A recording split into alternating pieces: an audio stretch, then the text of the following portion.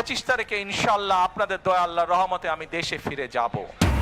25 December দেশে ফিরছে তারেক রহমান। লন্ডনে বিজয় দিবসের আলোচনা সভায় জানালেন নিজেই যারা ৭১ ষড়যন্ত্র করেছে তারা এখনো থেমে নেই, দেশবাসীকে সজাগ থাকার আহ্বান। ভয় দেখিয়ে দেশের অগ্রযাত্রা থামানো যাবে না, ফিরতে পারবে না কোনো ফ্যাসিস্ট শক্তি, জাতির উদ্দেশ্যে প্রধান উপদেষ্টা। হাদিকে গুলির ঘটনায় কাউকে ছাড় না দেওয়ার হুঁশিয়ারি। ওসমানী হাদি হত্যা চেষ্টার ঘটনায় মূল অভিযুক্ত ফয়সালের বাবা মা কেরানীগঞ্জ থেকে গ্রেফতার, হামলায় ব্যবহৃত অস্ত্র নরসিংদী থেকে উদ্ধার। ত্রয়োদশ জাতীয় সংসদ নির্বাচনে পর্যবেক্ষক পাঠানোর সিদ্ধান্ত। ইউরোপীয় ইউনিয়নের নেতৃত্বে থাকবেন ইউ পার্লামেন্ট সদস্য ইভার্স ইজাবেস।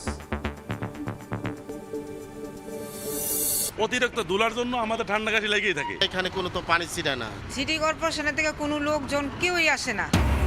বায়ু দূষণে আবারও শীর্ষে ঢাকা। অতি ক্ষুদ্র বস্তুকণা PM 2.5 সহনীয় মাত্রার চেয়ে 20 গুণ বেশি। নির্বিকার পরিবেশ অধিদপ্তর স্বাস্থ্য ঝুঁকিতে রাজধানীবাসী।